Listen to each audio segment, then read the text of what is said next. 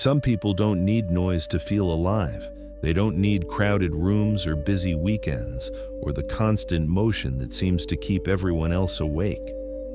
For them, life doesn't happen out there. Life happens quietly, in the places where their thoughts can breathe.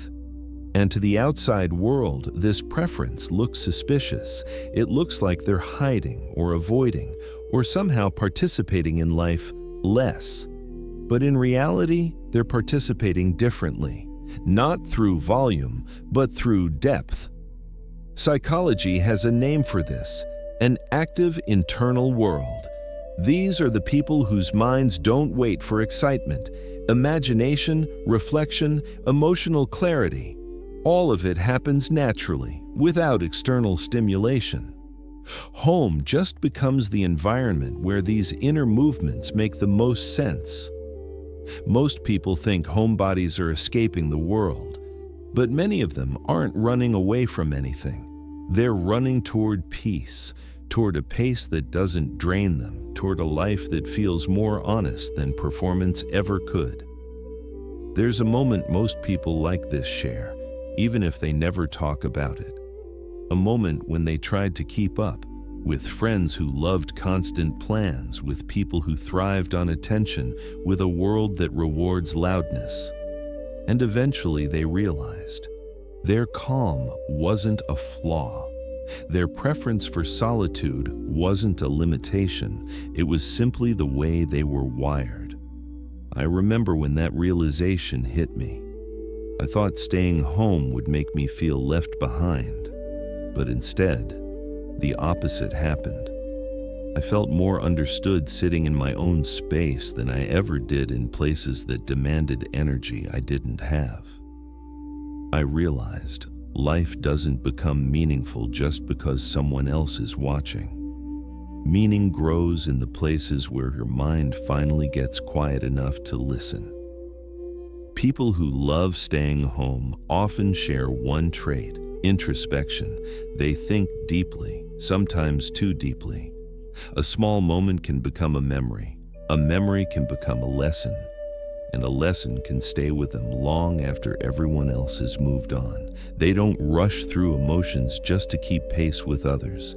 They sit with them, they learn from them.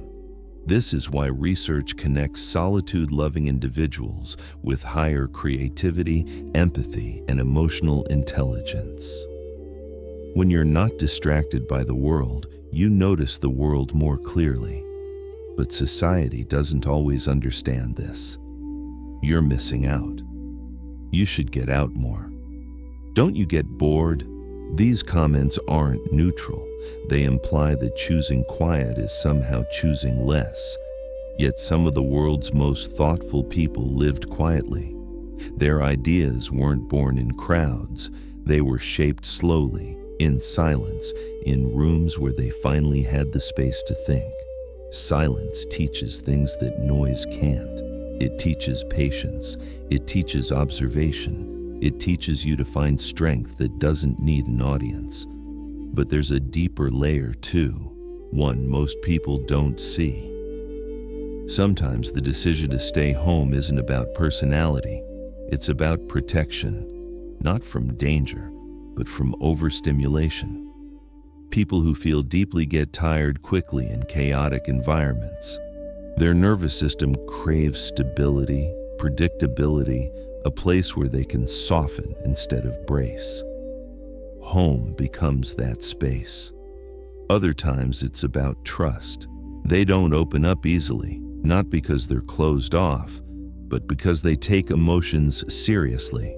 They want connections that feel safe and honest, not shallow or rushed. And sometimes it's simply preference. No hidden meaning, no unresolved pain. Just a genuine love for a place that feels familiar and human. Their joy comes from quiet rituals, a book they've read before, a game that helps them unwind, a movie that feels like comfort, the simple ritual of making a warm drink. Happiness becomes something subtle, not something loud. But here's the part that people rarely see. These quiet individuals love deeply, care quietly, notice everything. When you remove distraction, the heart learns how to focus. If you're someone who prefers staying home, you might have questioned yourself at some point. You might have wondered if something was wrong because you didn't enjoy the same things everyone else seems excited about. But what if nothing is wrong? What if your wiring is simply tuned for depth instead of noise?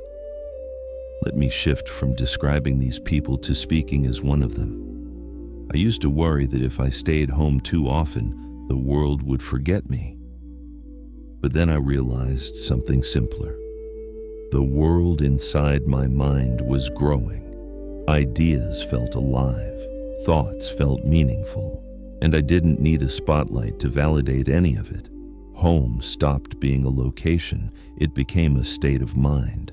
So let me speak directly to you, the person listening, the one who resonates with this more than you expected. You're not strange for loving your own space. You're not unambitious. You're not weak. You're not missing out.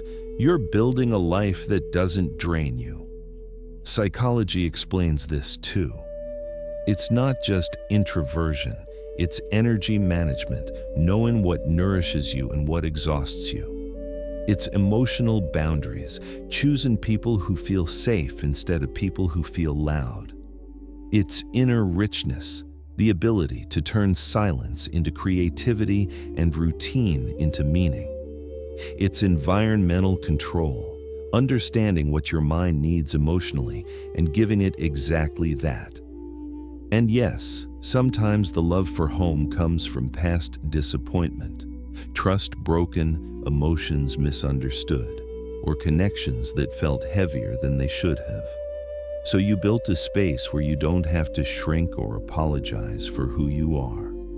If you've ever stayed home because the outside world felt too sharp, you're not alone. That isn't weakness, it's emotional self-preservation. But staying home doesn't mean you don't dream. Your dreams are internal, but they're alive. You want depth, you want meaning, you want connection, the real kind, not the performative kind. Some days, you look out the window and watch life rushing past, and a part of you feels relieved because you know the real treasure isn't out there. It's the peace you've built inside. The world glorifies constant hustle, as if stillness is failure and rest is laziness. But stillness is often where clarity grows. Rest is where direction returns. Silence is where understanding happens. You're not behind, you're becoming. And the relationships you do have, even if few, are real. When you care about someone, you care with intention. You notice their pauses, their hesitations, the emotions they try to hide. You understand people not because you're loud, but because you're observant. You don't fear your own thoughts. You don't run from your emotions. You can sit with yourself and still feel whole. That isn't loneliness. That is self-connection. So hear this clearly. There is nothing wrong with you. You are not missing out on life. You are living it differently, with more intention, with more awareness, with more honesty. And one day when the world feels a little softer and the timing feels right, you'll step outside again. Not because you were pressured to, but because you chose to. And that choice will make everything feel more meaningful. Until then, slow down. Sip your warm coffee. Stay curious about your inner world. Protect the parts of you that the world doesn't always understand. Because people who love staying home are often the same people who make the world feel like home.